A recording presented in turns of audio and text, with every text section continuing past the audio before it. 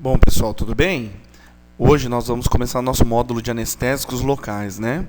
Você que aí adquiriu o nosso curso, espero que aproveite bastante. Pessoal, a vantagem do vídeo, da apresentação, é que vocês podem parar a qualquer momento, né, e ouvir novamente a explicação. Se tiver alguma dúvida, por favor, você que adquiriu o curso, mande um WhatsApp para mim, né? É no 17 981 19 3951. Você manda o WhatsApp, a gente vai trocando ideia e tirando outras dúvidas aí que porventura surjam, tá bom, pessoal? Espero que aproveitem bastante o curso de anestésicos locais. Bom, os anestésicos locais, pessoal, são os medicamentos mais utilizados pelo cirurgião dentista, né? Então, apresentam diversas interações medicamentosas. Então é importante a gente entender bem o mecanismo do anestésico, saber quando utilizar, saber se a pessoa tem alguma enfermidade e principalmente se toma algum medicamento que possa interagir. É o que a gente vai ver nesse módulo, perfeito? Então vamos lá, galera. Bom, como é que eu escolho o anestésico local adequado, né? Então, o primeiro fator é o período do tempo em que o controle da dor é necessário. Ou seja, eu não vou usar um anestésico de longa duração em crianças, por exemplo, né? Se não há necessidade. Eu não vou usar um anestésico de longa duração em gestantes, que eu vou fazer procedimentos curtos. Então, geralmente, eu uso anestésico de longa duração em pacientes que vão fazer uma cirurgia, algum procedimento mais invasivo, mais cruento, né? Então, tomar cuidado com isso aí. Também pensar na quantidade de dor e desconforto pós-operatório. Então, se eu faço uma cirurgia invasiva, é interessante que o paciente fique mais tempo em repouso. E é meio até psicológico, né? Parece que quando a gente está anestesiado, a gente fica mais tempo ali em repouso, descansando, evitando fazer algum exercício, alguma coisa que prejudique o pós-operatório, né? Também temos que ver a possibilidade de automutilação. Isso aqui acontece muito em criança. Quando você utiliza um anestésico de longa duração ou de média duração e a criança acaba se machucando, né? Porque fica o lábio adormecido e ela acaba mordendo. Então, sempre avisar a pessoa para não ficar fazendo isso, que vai acontecer uma úlcera pós-cirúrgica. A necessidade de hemostasia. Hemostasia é a coagulação do sangue, né? O controle do sangramento, principalmente durante o procedimento odontológico.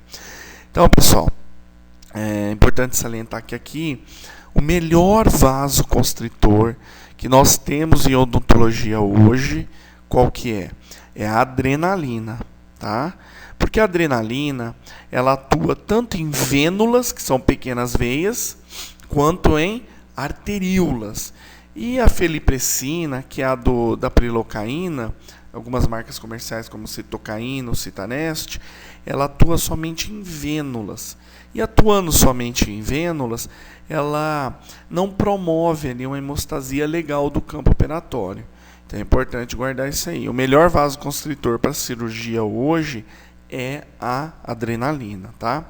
Outra coisa importante são as condições de saúde do paciente, que é o que a gente vai ver também, né? Hipertireoidismo, diabetes, hipertenso, quando é que eu uso e qual anestésico adequado eu uso ali para esse tipo de paciente.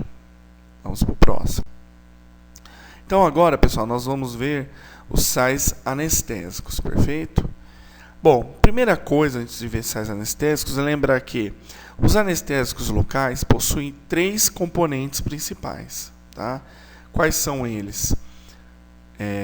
Sal anestésico, vasoconstritor, tá?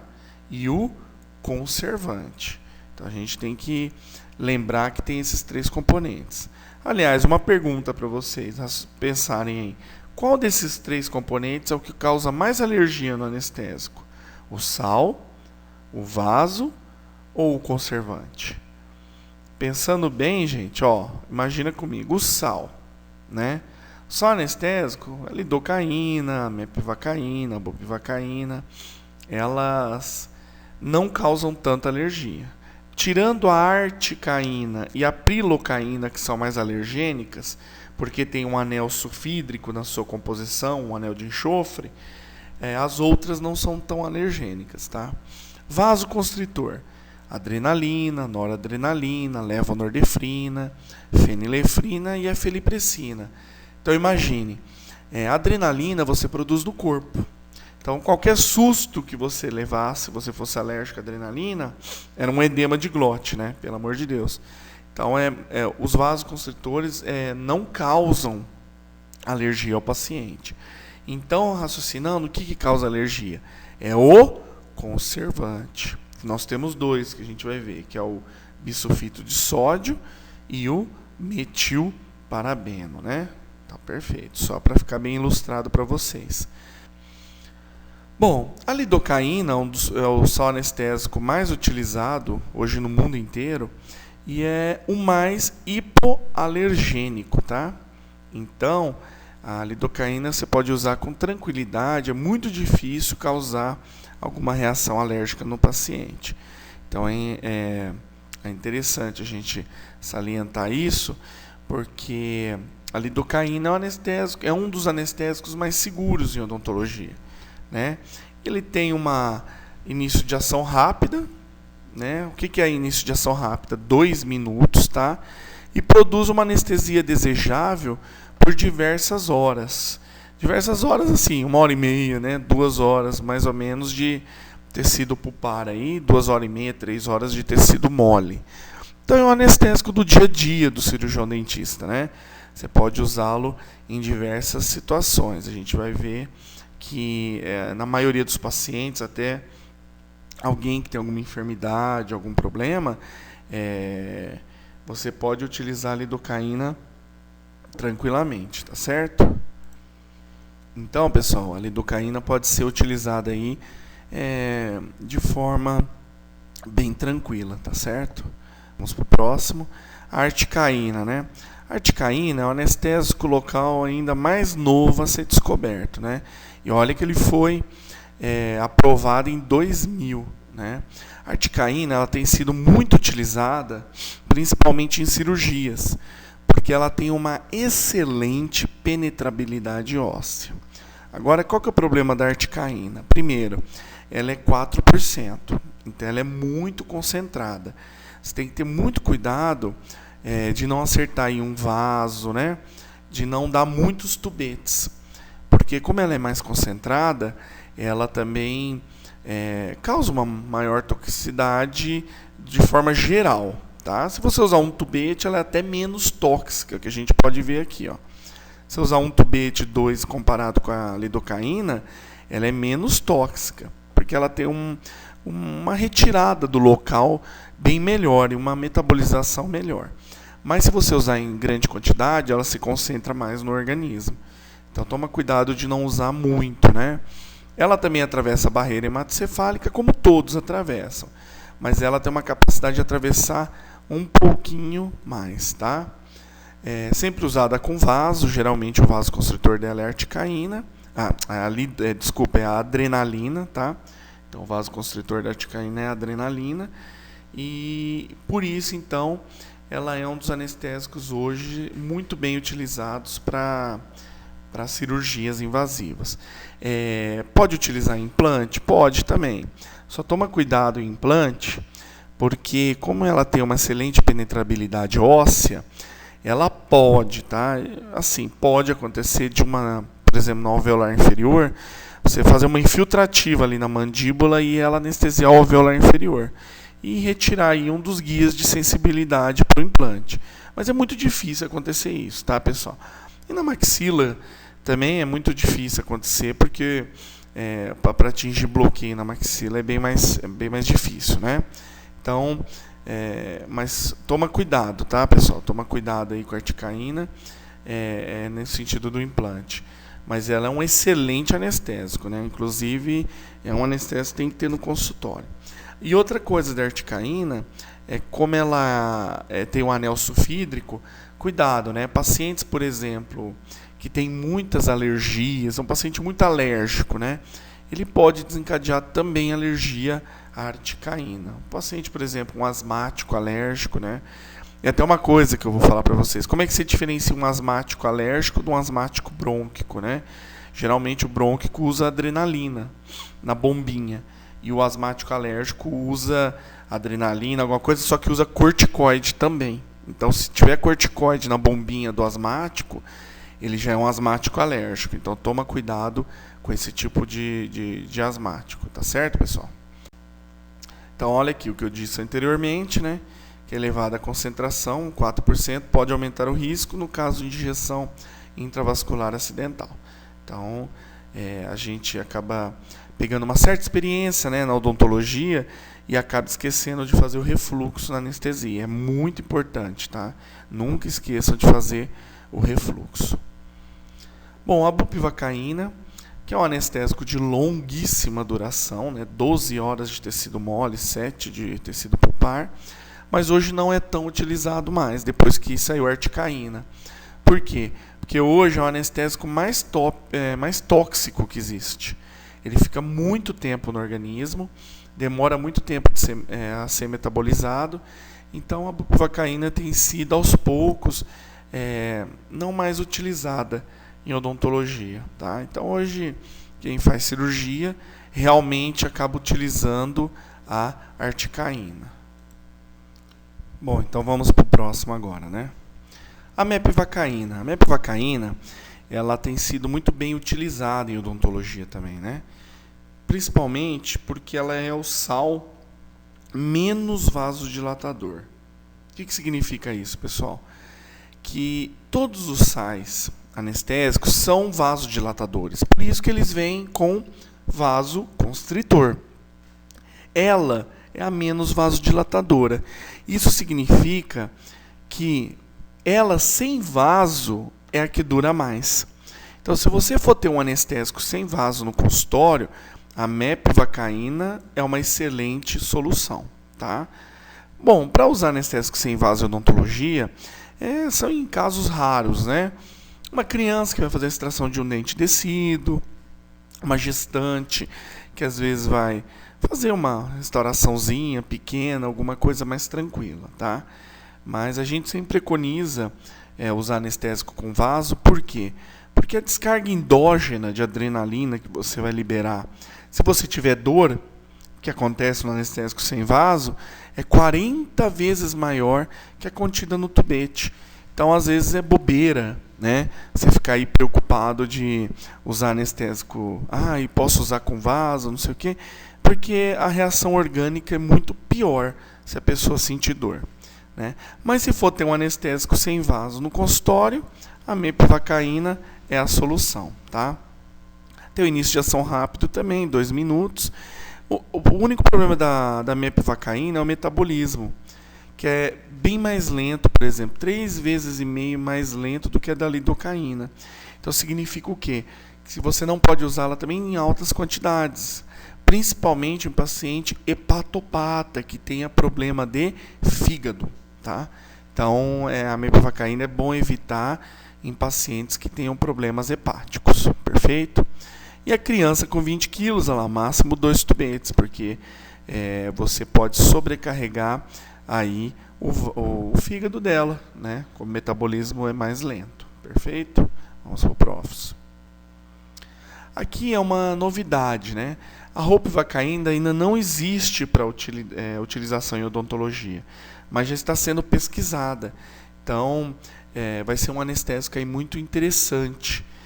A ropivacaína hoje ela é utilizada em anestesia RAC e epidural, principalmente para partos, né?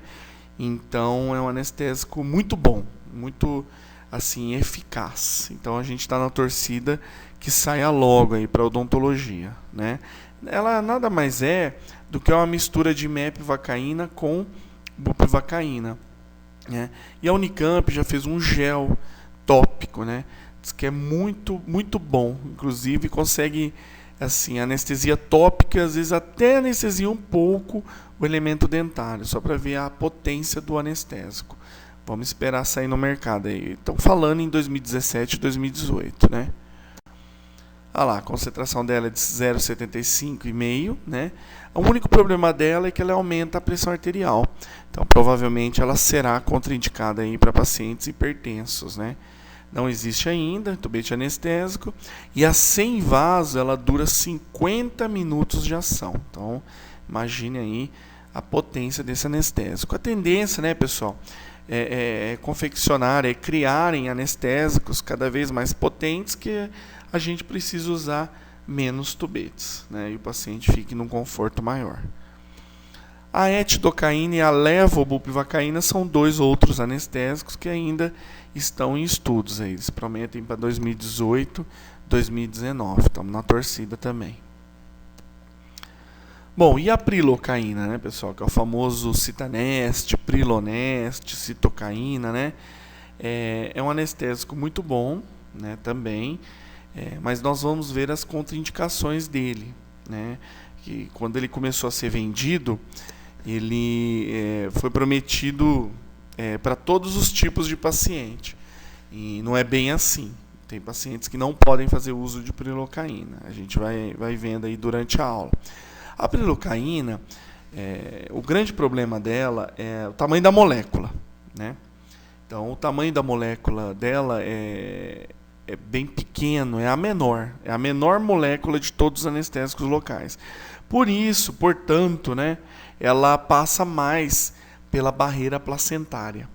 Então, em pacientes gestantes, ela assim, não é muito bem indicada em gestantes. Entretanto, se a paciente gestante for alérgica ao conservante dos outros anestésicos locais, a gente pode utilizar até 2 tubetes de prilocaína. Mas é o anestésico menos indicado para ser utilizado. Perfeito? Para gestante. Por causa do tamanho da molécula. Passa muito pela placenta, passa mesmo. Perfeito? Bom, lembrando vocês novamente que todos os sais anestésicos, eles então são vasodilatadores. O que se você usasse todos em vasoconstritor, não durariam nada, né? Desses, lembre-se, né? O menos vasodilatador é a mepivacaína, mas todos são vasodilatadores. Então não esqueçam disso. Por isso que é importantíssimo a gente usar sempre com vasoconstritor. Assim a gente vai prolongar o tempo, evitar de usar muito anestésico e trazer um conforto ao nosso paciente. Perfeito? Aqui um quadro muito interessante. Você que sofre, né, na hora de mandar uma cartinha para o médico cardiologista pedindo autorização se pode ou não utilizar vasoconstritor em paciente cardiopata, não esqueça de colocar esse detalhe na cartinha, tá? Qual a diluição que nós utilizamos? 1 para 100 mil e geralmente 1 para 200, né? Tem até anestésico 1 para 50, mas evitem usar esses aqui, 1 para 50, 1 para 80. Usem 1 para 100 ou 1 para 200 mil, sempre, porque é bem mais diluído o vasoconstritor. Olha só, em medicina, eles utilizam 1 para 10 mil ou 1 para 1000. E o médico, às vezes, não está informado que você utiliza 1 para 100 mil. Então, são 100 vezes mais diluído o anestésico local, aqui 10 vezes mais diluído. Pessoal, é muito pouca adrenalina que tem no tubete anestésico. Então, para causar um problema sério para o paciente cardiopata, só se esse paciente for descompensado, tá certo?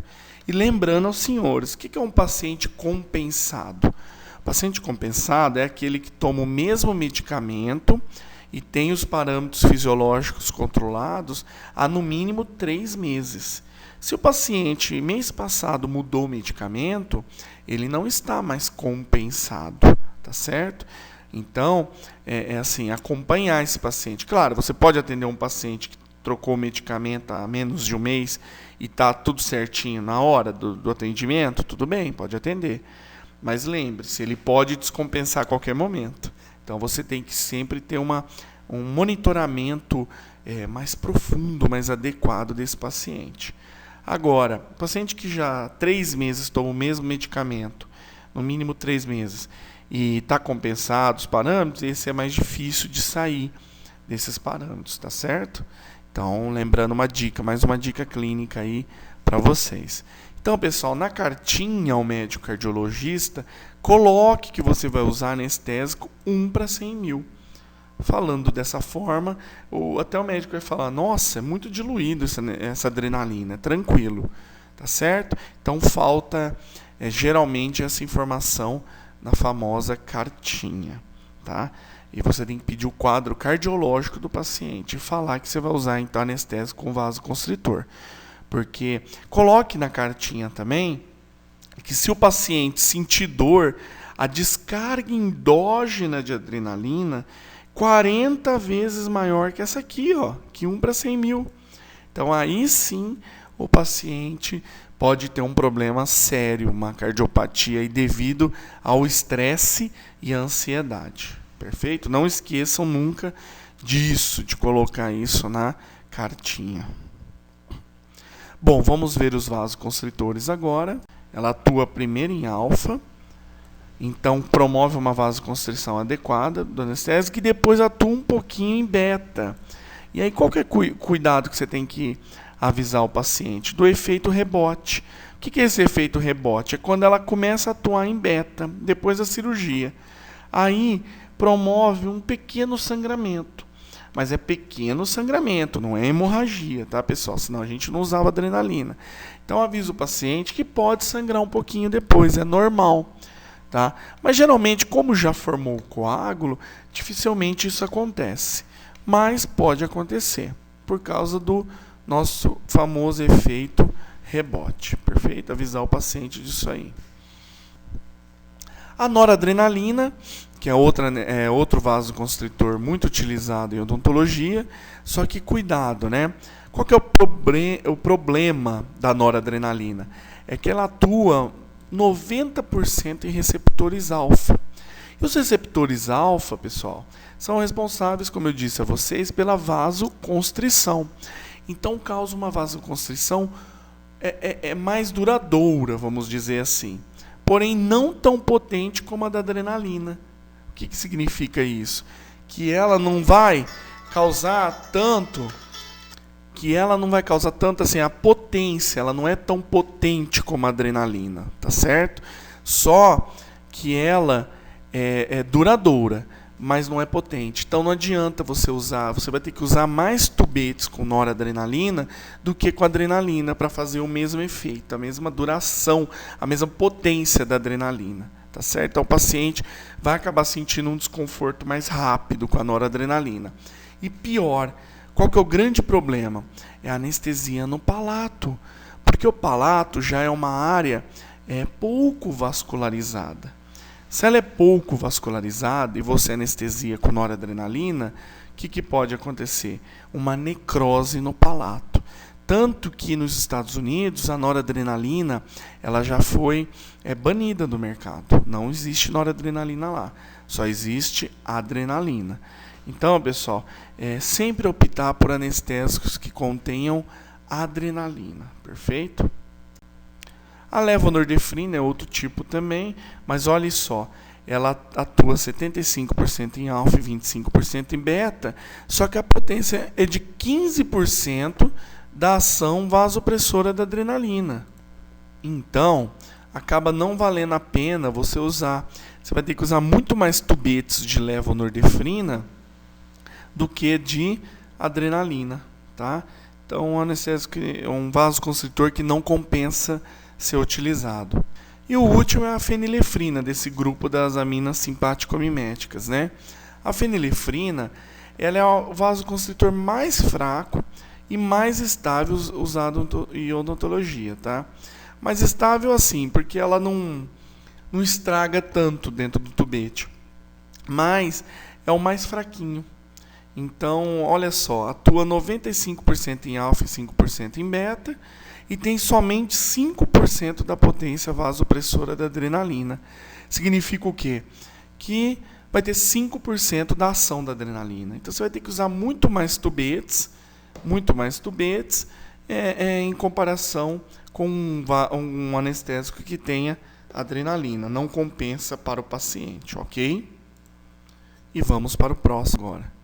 Aqui é importante, eu coloquei esse slide para vocês lembrarem do seguinte, né? da sensibilidade ao bisulfito de sódio. Por que eu coloquei um camarãozinho aqui? Para mostrar que o bisulfito de sódio é o conservante também dos frutos do mar.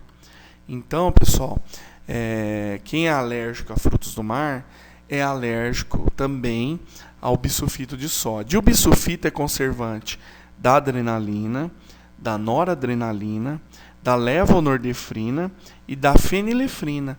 Então, quer dizer, se o paciente falar para você que ele é alérgico a frutos do mar, qual anestésico local sobrou para que eu utilize? A citocaína ou citaneste, que é a prilocaína com felipressina, ou priloneste, né? Tudo marca comercial. Tá certo? Porque o conservante da prilocaína com felipressina é o metilparabeno. Então, se o paciente alegar aí que é alérgico a frutos do mar, você usa então a prilocaína com felipressina, tá? Toma muito cuidado, principalmente com paciente asmático dependente de corticoide, como eu disse. Esse paciente ele é muito alergênico, ele tem muita alergia. Então, se você usar o bisulfito, mesmo que ele não tenha alergia a frutos do mar, ele pode desencadear aí uma crise asmática. Tá bom, galera? Então, não esqueçam dessa dica. E vamos para o próximo. A felipressina. Então, a felipressina ela é o conservante da citocaína, né, da prilocaína, tá? Que é a citocaína, citaneste, prilocaína e priloneste, né, as marcas comerciais mais conhecidas. Então, quando ele for alérgico a frutos do mar, tá aí, ó, uma dica. Vocês usem, então, a prilocaína com felipressina. Olha aqui, ela não é simpático-mimética, ou seja, ela não atua em receptores alfa e beta. Ela é derivada da vasopressina, o hormônio antidiurético.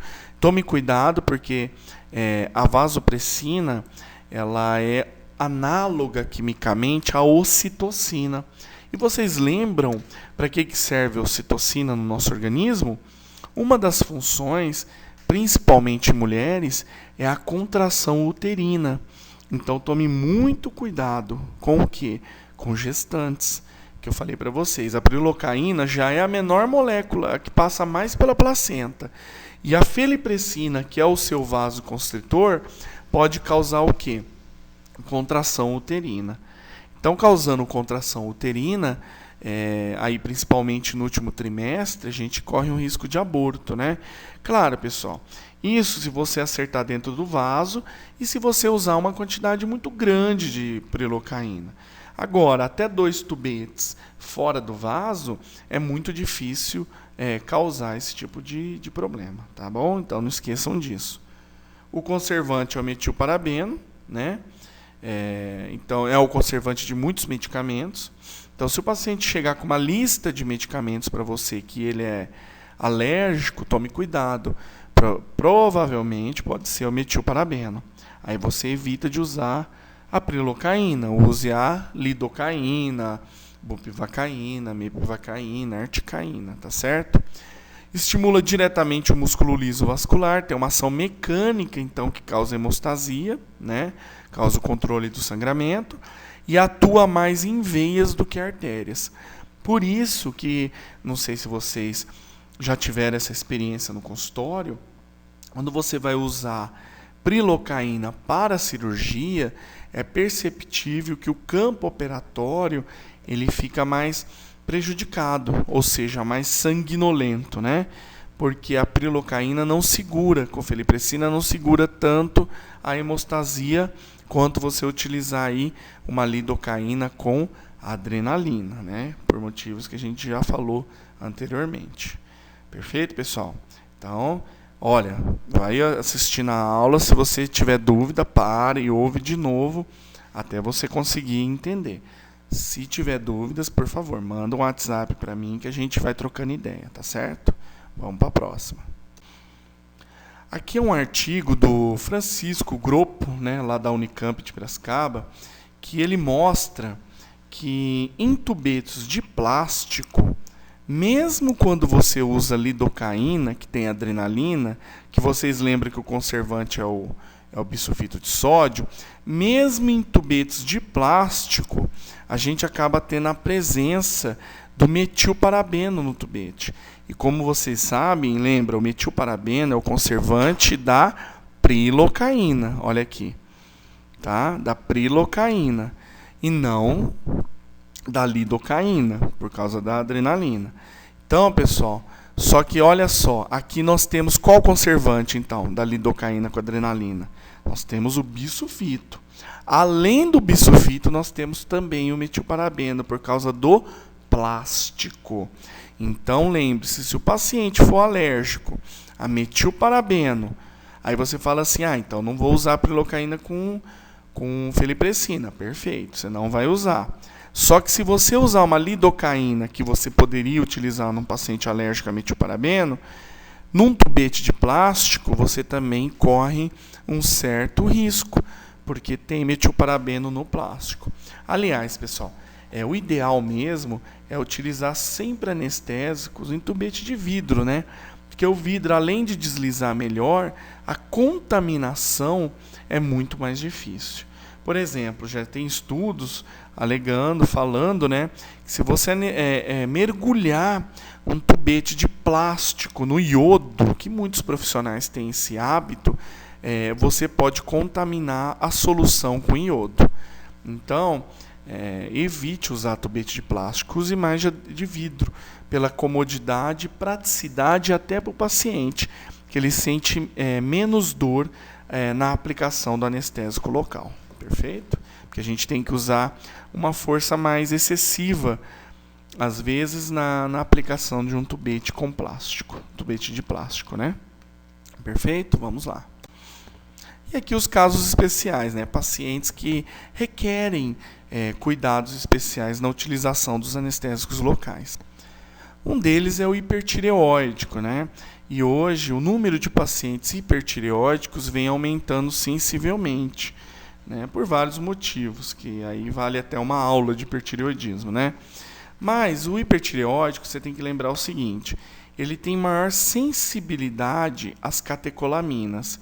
Quais são as catecolaminas? Adrenalina, noradrenalina, fenilefrina e levonorfrina.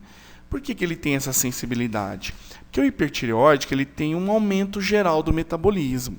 E esse aumento geral implica em liberação de mais adrenalina no seu corpo. Então ele já tem bastante liberação de adrenalina endógena. Com isso, o músculo cardíaco e os órgãos ficam mais sensíveis à ação da adrenalina. Então, se você injetar adrenalina dentro do vaso de um paciente hipertireóidico, ele provavelmente vai ter uma taquicardia. Outro problema do hipertireóidico é que ele tem uma doença cardíaca, geralmente, né? Associada subclínica. O que é uma doença subclínica, pessoal? É aquela doença que ainda não manifestou sintomas. Então, tome cuidado com o paciente hipertireóidico. Nesse caso, se você for fazer uma cirurgia, alguma coisa, atendê-lo, é bom evitar as aminas simpático-miméticas, perfeito? Então, vamos para o próximo agora. Bom, pacientes usando antidepressivos tricíclicos. Quais são os antidepressivos tricíclicos mais utilizados, né? A imipramina, a amitriptilina e a nortriptilina, né? São antidepressivos assim clássicos, antigos, mas muito utilizados ainda. Pelo dentista, ele pode ser utilizado também, principalmente em nevralgias trigeminais. E qual que é o mecanismo de ação dos antidepressivos tricíclicos? Eles inibem a recaptação dos neurotransmissores lá na fenda sináptica. Com isso, eles estimulam a liberação de mais adrenalina. Então, aí o corpo, a pessoa estava com depressão, ou seja, diminuição da ação de neurotransmissores, ela começa a ter uma ação mais efetiva desses neurotransmissores. Então, ela libera muito mais adrenalina. Então, é uma pessoa hiperestimulada, tá certo? Então, se você usar um anestésico local que contenha adrenalina, noradrenalina, fenilefrina e levonorfrina, você pode, se você acertar dentro do vaso ou usar uma quantidade excessiva, aumentar a pressão arterial do paciente. Por quê? Lembram que a adrenalina ela faz vasoconstrição nos vasos? Fazendo vasoconstrição, a sua pressão arterial normalmente sobe. Agora, se você injetar adrenalina, você pode ter uma potencialização dessa adrenalina que já está sendo liberada no paciente devido à sua depressão, tá? Então, se puder, optar sempre por prilocaína com felipressina nesses pacientes que tomam os antidepressivos tricíclicos. Claro, se for fazer uma cirurgia com prilocaína é mais difícil. Então você pode usar aí até 3 tubetes nesses pacientes, fora do vaso, com adrenalina. Mas se puder evitar adrenalina, melhor, tá certo? Não seletivos, olha aqui, tá? Qual um beta-bloqueador não seletivo muito conhecido? É o propranolol, que é utilizado inclusive como antihipertensivo, né? Ou como ansiolítico, em alguns casos o pessoal utiliza também. Porque ele bloqueia o beta do coração e a pessoa fica mais calma, porque ela tem uma bradicardia, né? Então a pessoa batendo o coração mais devagar, também a pressão acaba sendo controlada. Bom, mas se você bloqueia o beta, lembra que eu falei que o beta é responsável pela vasodilatação nos vasos? Então, se você injetar anestésicos que contenham adrenalina dentro do vaso, ele vai atuar somente em alfa, porque o beta está bloqueado. E o alfa, ele é responsável pela vasoconstrição.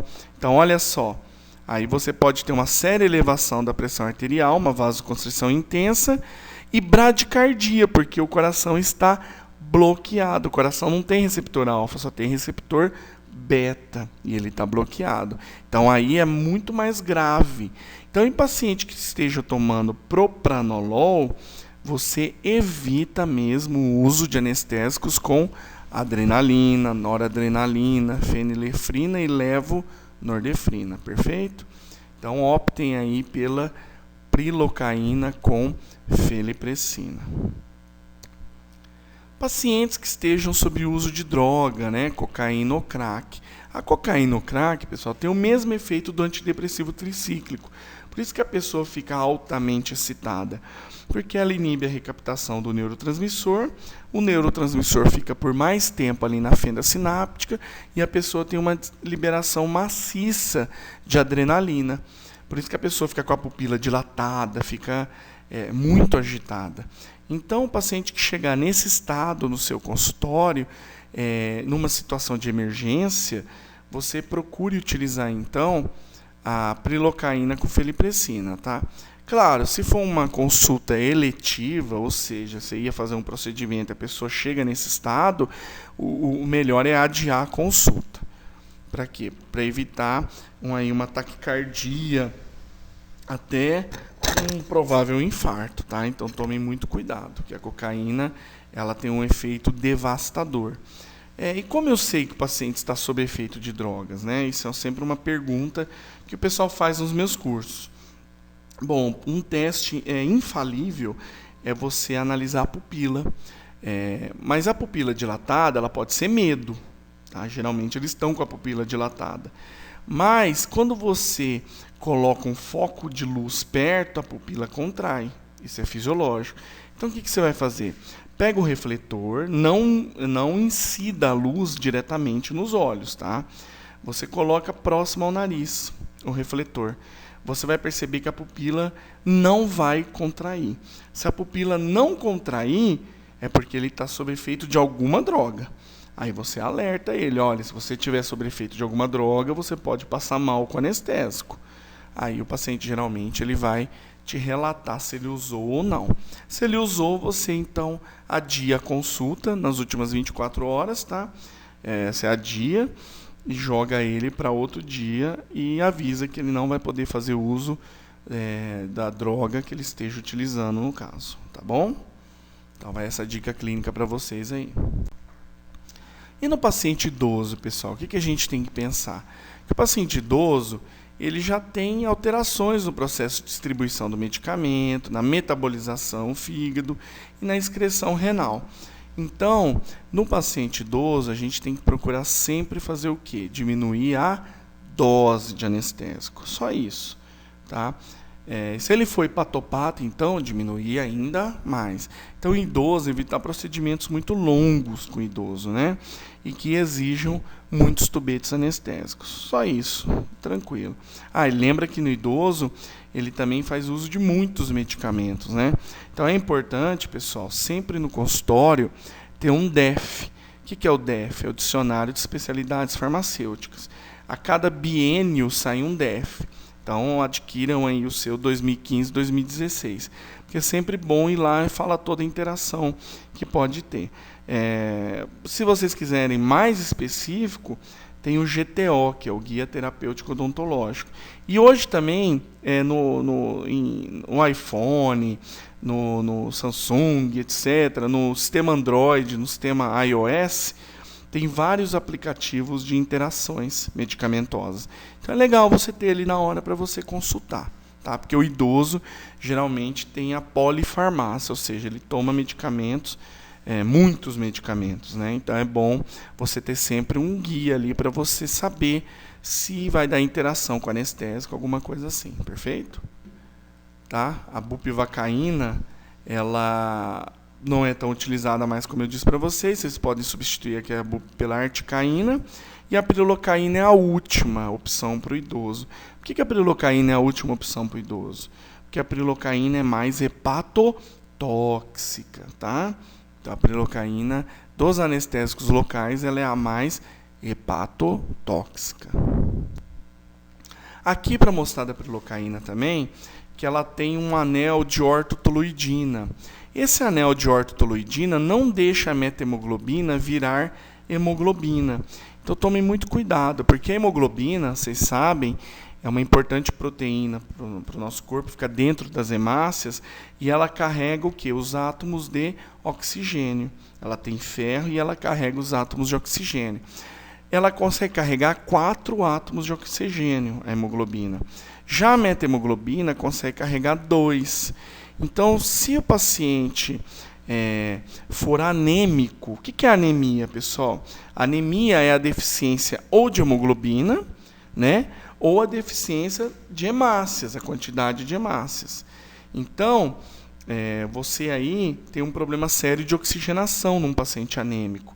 Se você injetar prilocaína num paciente anêmico, você vai acentuar essa anemia. E acentuando essa anemia, você causa um problema de oxigenação no paciente.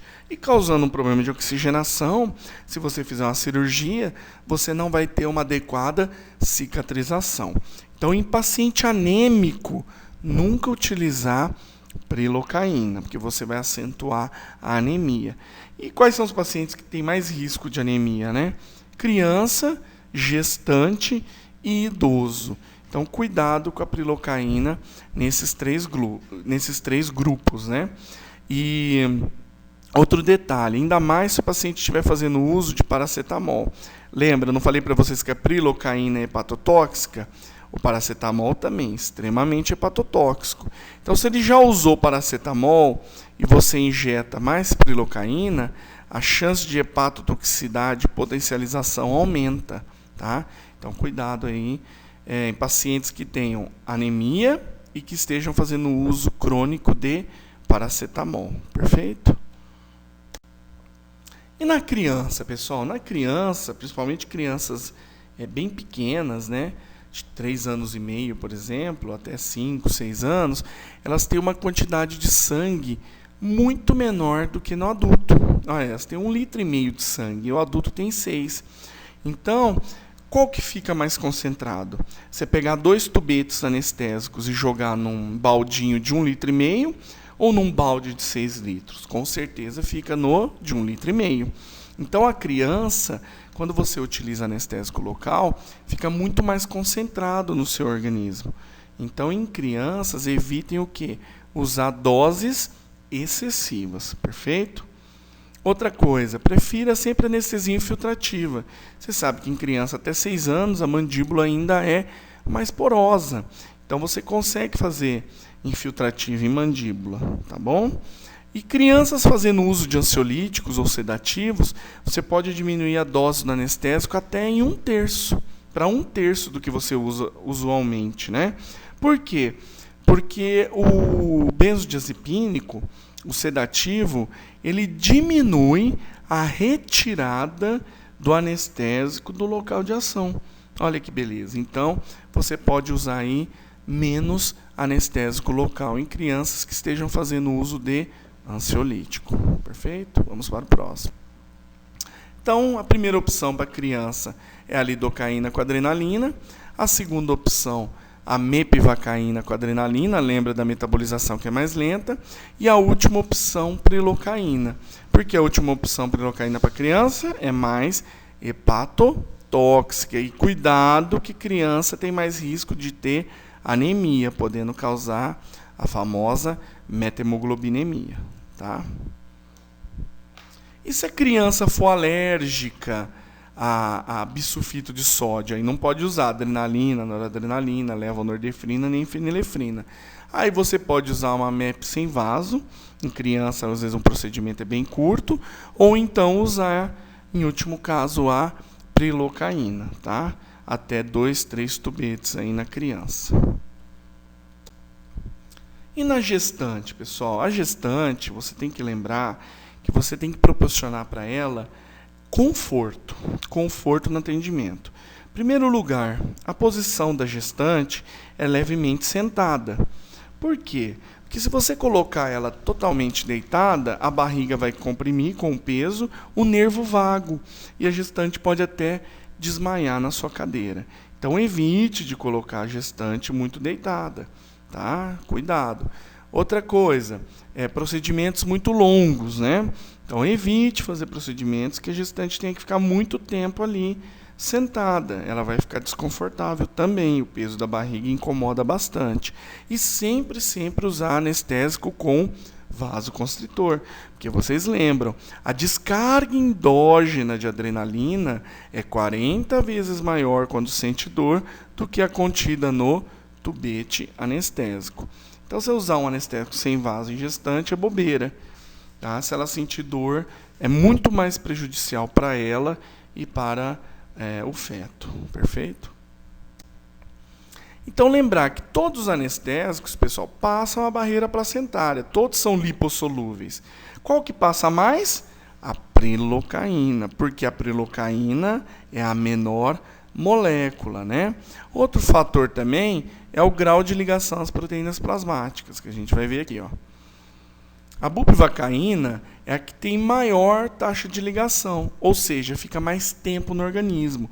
Por isso que ela é muito tóxica para gestante. Nunca utilizar bupivacaína em gestante. A articaína também evitar, porque a articaína ela tem a concentração de 4%. Lembra-se disso. Então, evitar de usar articaína também em gestante. A mepivacaína também não é o mais adequado, porque ela tem um metabolismo de 2 a 3 vezes mais lento. Então, fica mais tempo no organismo dela e do feto, né? A lidocaína é a mais adequada para usar em gestante, porque ela tem uma baixa ligação e ela tem uma rápida metabolização. E a menos alergênica, tá? E a prilocaína, evitar. Por quê? Porque ela é a menor molécula e ainda pode causar metemoglobinemia por causa da anemia, certo? E ainda tem como vasoconstritor a felipressina, que pode causar contração uterina. Você só vai usar a prilocaína em último caso, quando realmente a paciente gestante for alérgica ao bisulfito de sódio, que aí você não tem outra alternativa. Ou usar a mepivacaína sem vaso. Perfeito? Vamos para o próximo. Bom, então na gestante a gente pode usar a lidocaína com adrenalina 1 para 100 mil, até 2 tubetes. Lembrando que a gente não vai fazer nenhum procedimento longo, vai fazer nenhum implante, nenhuma... Sim, pode acontecer de fazer uma ex, alguma coisa, né? Mas tenta usar aí até 2, 3 tubetes no máximo. E a prilocaína, em último caso, quando ela for alérgica a bisulfito de sódio, perfeito? Então, usa aí, e também lembrar na gestante que ela pode ser anêmica, né? Então, toma muito cuidado com a prilocaína em gestante. E nos diabéticos, pessoal? Lembrar que no diabético, a adrenalina, ela aumenta a glicemia, né? Porque a adrenalina é o hormônio do bater ou correr. Ou seja, ela que vai quebrar o glicogênio hepático e liberar a glicose no sangue para a gente utilizar como energia. Então, mais num diabético compensado, você pode usar adrenalina, até 2, 3, 4 tubetes você pode usar, mas ele tem que ser compensado, tá certo? Uma dica clínica, nunca atenda paciente diabético em jejum. Porque o pior para o paciente diabético não é a hiperglicemia, e sim a hipoglicemia. Então, o paciente diabético em jejum corre um alto risco de ter uma hipoglicemia e ter um problema mais sério no seu consultório. Então, nunca atenda um paciente diabético em jejum. Por isso que o paciente diabético tem que comer de 3 em 3 horas. E para atendimento odontológico, que ele tenha comida ali pelo menos meia hora antes para ficar tranquilo durante o procedimento. Bom, então em paciente diabético, pessoal, se você puder evitar a adrenalina, legal. Mas se for fazer uma cirurgia, a adrenalina é o melhor vasoconstritor. Então, se você usar até 2, 3 tubetes aí, sem problema. Mas cuidado com os pacientes que tomam insulina, tá? O paciente que toma insulina, aí sim, você dá adrenalina, tem mais alterações do que o tipo 2, que toma hipoglicemiante. Mas também não é uma contraindicação absoluta. Pode usar também adrenalina, desde que ele tenha tomado ali a insulina pelo menos 1 hora antes da consulta, tá certo? Paciente então com diabetes instável, quer dizer, não compensada, pode sofrer sérias complicações. Aí no caso de urgência, você usa anestésico com felipressina, que é a prilocaína, tá? Aliás, paciente diabético descompensado, você só vai atender mesmo em caso de urgência. Você não vai atender paciente eletivo diabético descompensado. Tá? Nunca façam isso, porque ele tem complicações na cicatrização, tem complicações mil aí, o diabético descompensado. Então, em caso de implante, tem uma série de problemas. Então, só tendo o paciente descompensado diabético em caso de urgência. Aí você usa a prilocaína, então. Paciente hipertenso, a mesma coisa. Pode usar adrenalina? Pode. Até 2, 3 tubetes não tem problema. Agora, o hipertenso descompensado em urgência, somente prilocaína com felipressina, tá? Tá aqui, ó. Agora, um paciente hipertenso, você for fazer um procedimento mais longo, uma cirurgia mais invasiva, um protocolo de implantes mais demorado, é legal sempre você fazer uso de um benzodiazepínico, porque o problema do hipertenso é ele não ficar ansioso. Ficou ansioso, consequentemente vai liberar mais adrenalina no seu corpo e vai resultar num aumento da pressão arterial. Tá? Então, o paciente hipertenso ele tem que ser bem controlada a sua ansiedade, que aí o procedimento acaba ficando mais tranquilo. No hipertireoidismo controlado, pode usar adrenalina também, tá? Mas se puder evitar usar prilocaína, tranquilo. E o paciente hipertireóidico é a mesma coisa. Se puder dar uma pré-medicação ansiolítica, seria legal, né? Porque aí o paciente ele fica mais tranquilo e evita maior liberação de adrenalina. Viu, pessoal? Quanto a benzodiazepínicos, depois nós temos o módulo também. Aí lá eu explico certinho qual a posologia, a prescrição, como é feita a prescrição pelo cirurgião dentista dos benzodiazepínicos, que é um forte aliado aí do profissional, tá certo?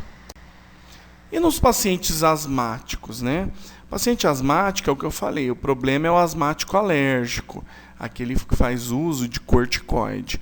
Esse paciente asmático alérgico, você tem que tomar cuidado, porque ele pode desencadear alergia ao bisulfito de sódio, né?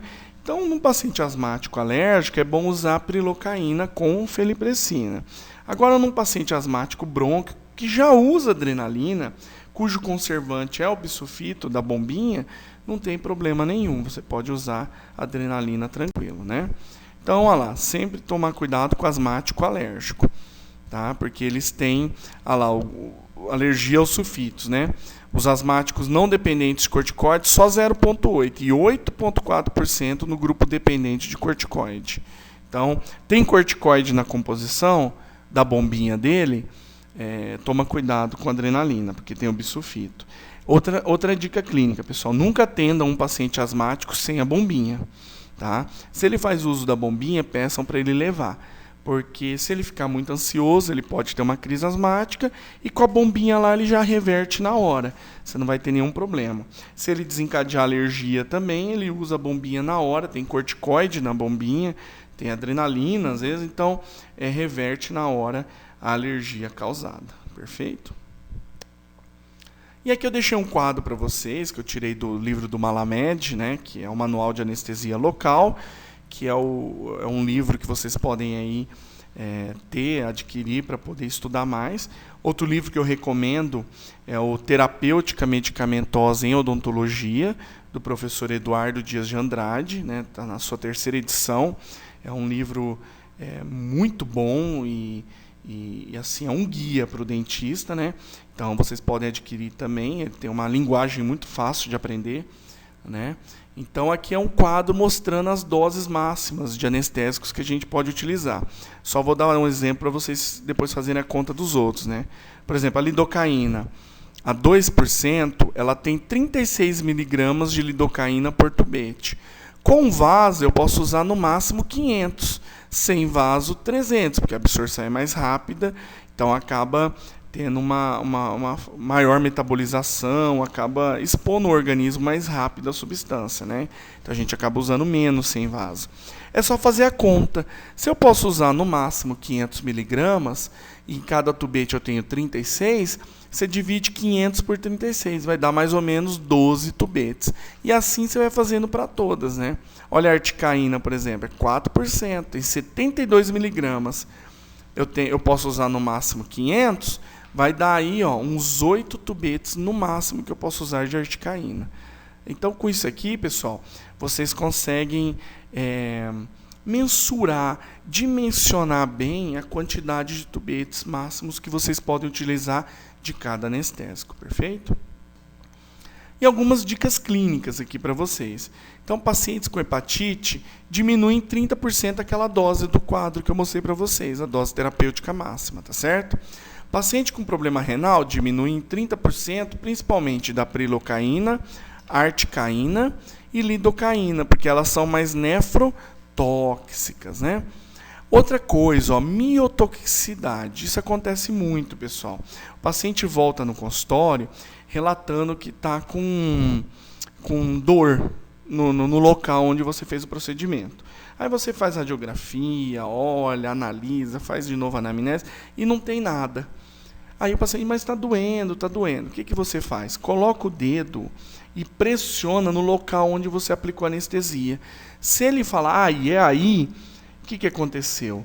O anestésico local causou uma miotoxicidade ali na região, ou seja, você acabou pegando uma fibra muscular. Nesse caso, o que você faz? Você fala para o paciente tomar um relaxante muscular. Você receita aí qualquer relaxante muscular durante 7 dias. Vai melhorar bastante. Então, nesse caso, foi o anestésico que causou uma miotoxicidade. Perfeito? Uma dica clínica para vocês.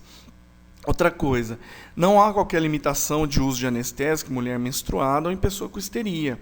O pessoal tem hábito de falar, não posso fazer isso, estou menstruado, ou a pessoa é muito histérica, você acha que ela vai agitar mais. Não tem nada disso, tá bom? Usar anestésicos com menor concentração. O efeito anestésico é semelhante. Então, se eu usar uma Lido 2, uma Lido 3%, é a mesma coisa. Só vai aumentar a toxicidade, tá? Evitar anestésicos também com concentração maior que 1 para 100 mil de vasoconstritor. É o que eu falei, 1 para 50, 1 para 80 é muito forte. Usa sempre 1 para 100, 1 para 200, porque o efeito terapêutico é o mesmo, tá? Uma outra dica, cuidado com a prilocaína, porque ela interage com alguns antiarrítmicos, principalmente a tocainida, tá? Eu vou repetir, tocainida. Esse antiarrítmico, a prilocaína, inibe o efeito dela. Então, se o paciente estiver fazendo uso da tocainida, tome cuidado. Tá? A prilocaína, na verdade, aumenta a metabolização da tocainida no fígado. Então, ela diminui o efeito. Então, toma cuidado, não usar prilocaína se o paciente estiver usando tocainida. Outra coisa, a articaína e a prilocaína, pelo seu anel sulfídrico, ela é contraindicada para paciente que tem alguma doença pulmonar, tá certo? Então, evite, ela pode causar uma reação no pulmão. Outra, a mepivacaína é o melhor anestésico sem vaso. Vocês lembram por quê? Porque a mepivacaína é o sal menos vasodilatador. Então, se for para ter um anestésico aí sem vaso, é melhor ter a mepivacaína, né? Em pacientes idosos, lembrar de usar sempre com vaso. Por quê? Porque a liberação endógena da adrenalina em caso de dor é 40 vezes maior que a contida no tubete. Então, bobeira você usar sem vasoconstritor. Em idosos, se for utilizar prilocaína, até 2 tubetes. Por quê? Vocês lembram? Porque ela é hepatotóxica. Não esqueçam disso. Em gestantes e nutrizes, evitar a mepivacaína, porque ela tem baixa metabolização no feto e no lactante. Tá? Lembrar, pessoal, que quem tiver lactante, a paciente sua tiver lactante, lembrar que o pico de excreção dos fármacos no leite materno são 2 horas após a ingestão ou aplicação. Então, se for administrar algum medicamento para lactante, avisar ela para amamentar.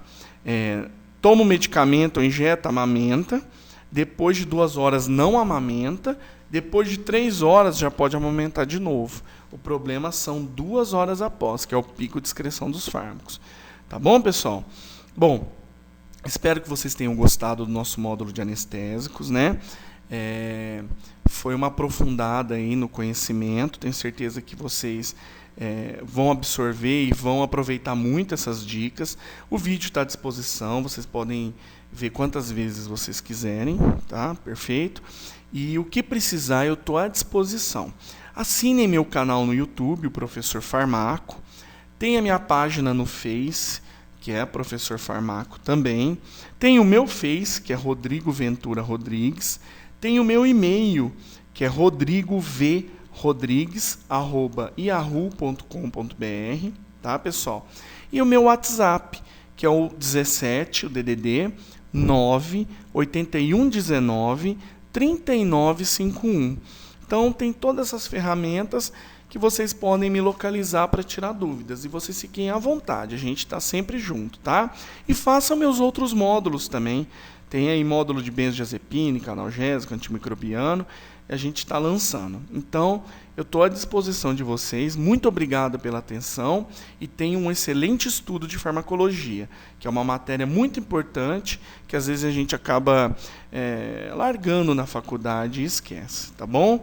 Obrigado, pessoal. Tudo de bom para vocês.